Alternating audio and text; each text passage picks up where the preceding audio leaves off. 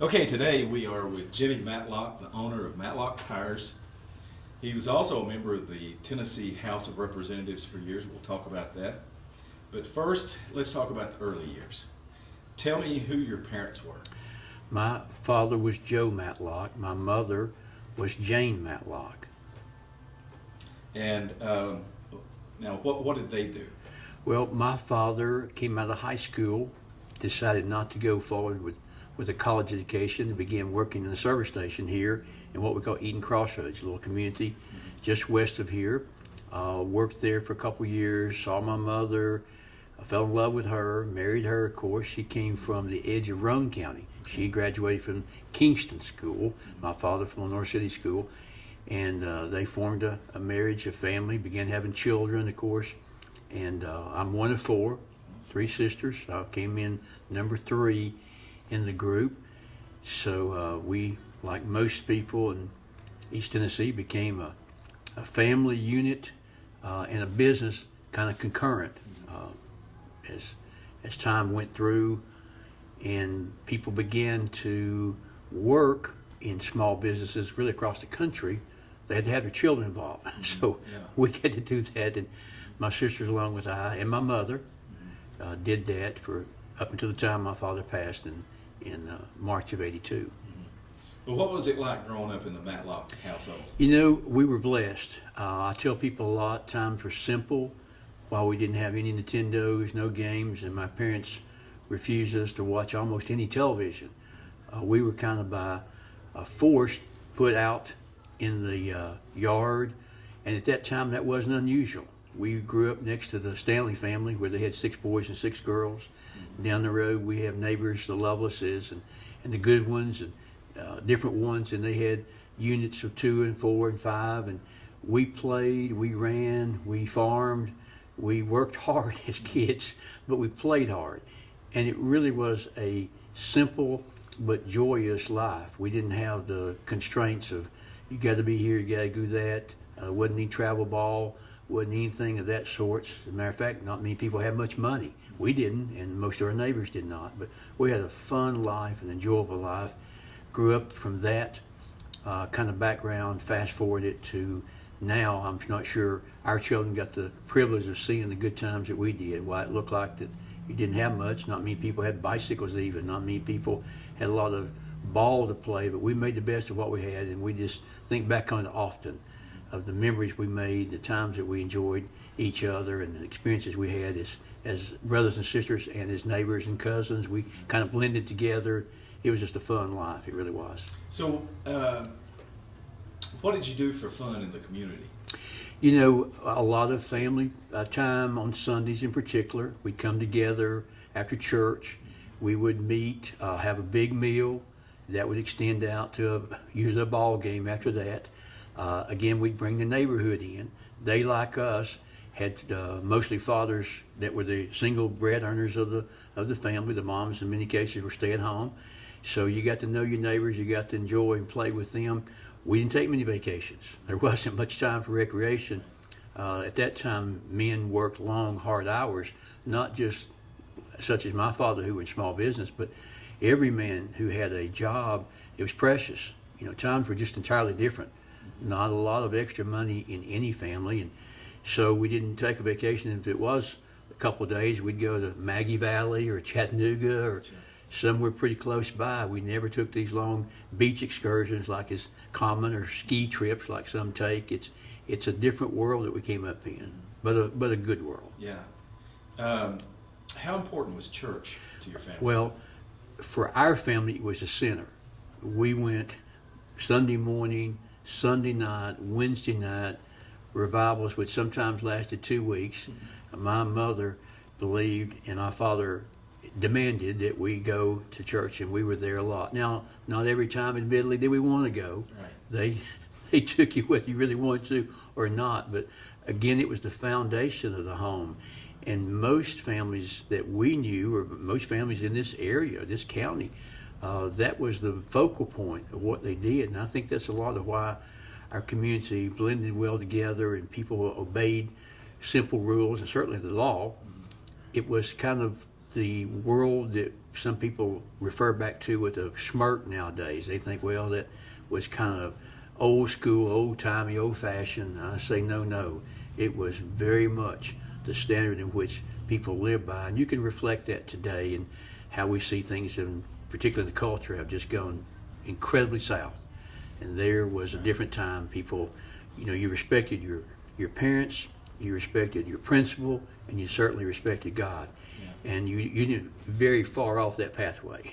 You may have on occasion made a hiccup or mistake, but somebody was pretty quick to pull you back on the road. Yes, they were. Do you mind telling me where you went to church? We went to, and still attend, the Church of the Nazarene, which is here in the Eaton Crossroads community. My grandmother, ironically, began that church. Really? That was an interesting story because at that point in time, many people believed that women had no part or minimal part in the church itself.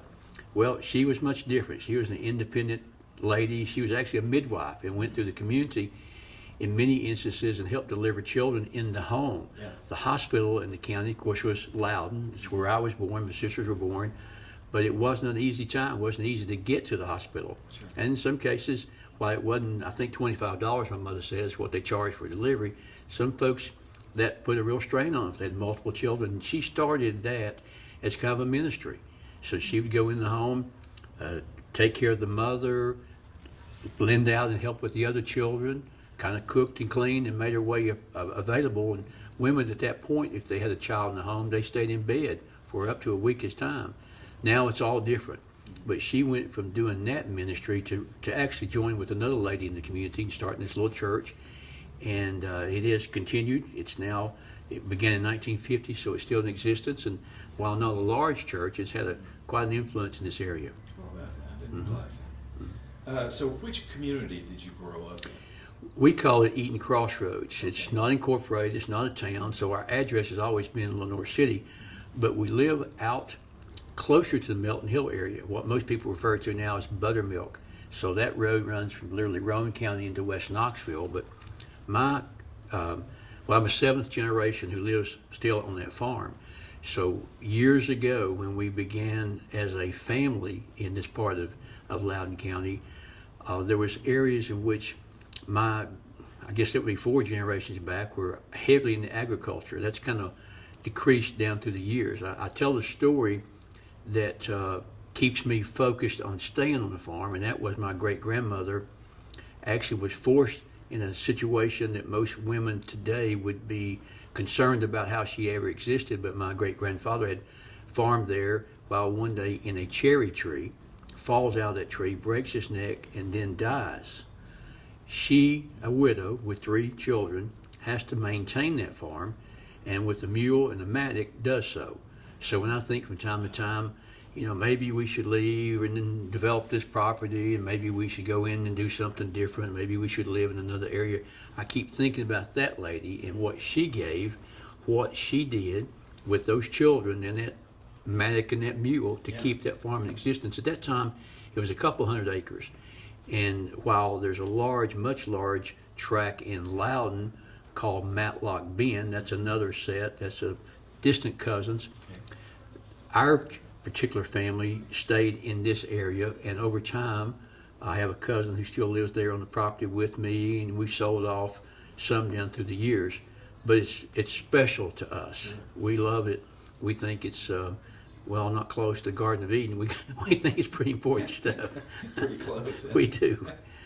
So I guess you went to Eaton Grammar School. It did. Today it's the National Guard Armory has taken over that property, but Eaton kind of morphed into North Middle School, which is a huge, as you know, you were there for a period of years, a large area where a lot of growth now has developed. But we had at that point first grade through 8th grade. Then when you transitioned into 9th grade, you went to the big city school. That was the Lenoir City School. And you had to interact with the city kids, we called them. So they were different. They had not been raised quite like we had.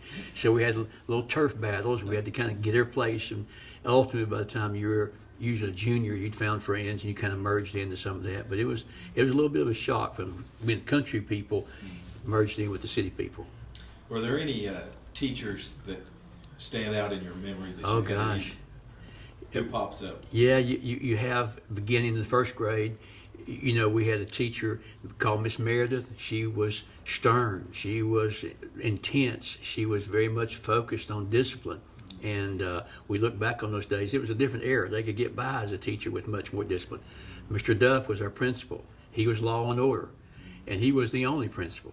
You didn't have layers of instructors or administrators. He was the principal over probably maybe 20 teachers. You had a librarian. You had 3 first-grade teachers. Miss Klontz was our third-grade teacher.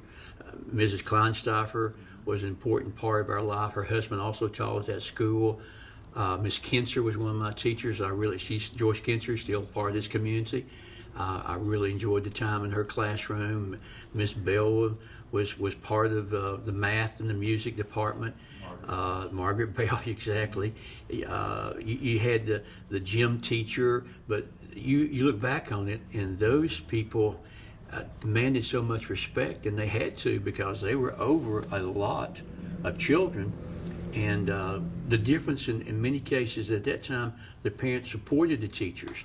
They stayed with the children and did homework. And today, as you know, it's come so far from that. And I take that as a great part of why we have, in many cases, not done well in our schools, not because we don't have great teachers now, but we don't have parents who involve themselves, who can engage with the children. And so when I think back on those times, I would dread the day that a teacher would call my parents. Matter of fact, I can only remember it happened once, and that was an unhappy night. I'd already had an unhappy day. I had an unhappy night.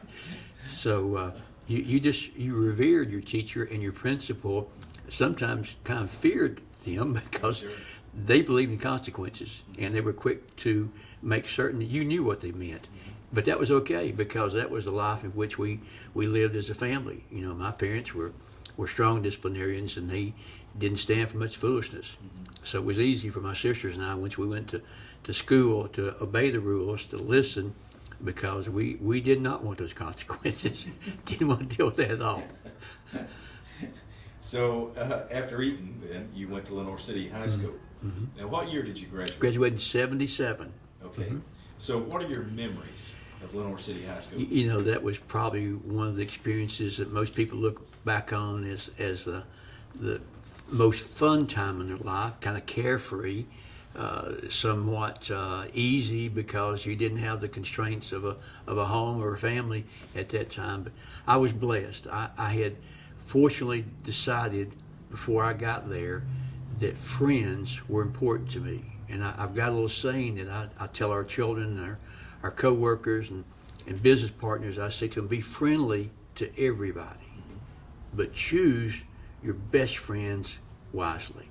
Because I've been here now at 65, looking back, I was blessed to have really good friends, and I picked those accordingly. And I think often about what would have happened if I had not aligned with the right type of people, and what would my pathway have become, because I've noticed that down through time, that who you decide to buddy up with and who you make as your confidants and your close friends, wow, that can make a huge difference to you. Oh, yeah. Were you involved with any extracurricular activities? My father believed in work. That was your extracurricular? Yes. He demanded every moment practically. He did allow me to play basketball, which I did through a couple years of high school. Played 3 years of high school football. Was blessed to make a lot of friends, got a lot of wonderful experiences. But we didn't win a lot of ball games. We, while having a okay team, Loudon was state champs for 2 years. Greenback had a great team. Kingston, back in those days, was a phenomenal football town. Rockwood won the state in 1976.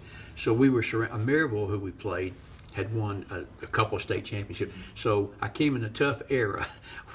While we may have been able to have won in a few different years, not in that period, because we were encompassed with teams that were really some of the best in the state, not just in the area. So I try to excuse my record.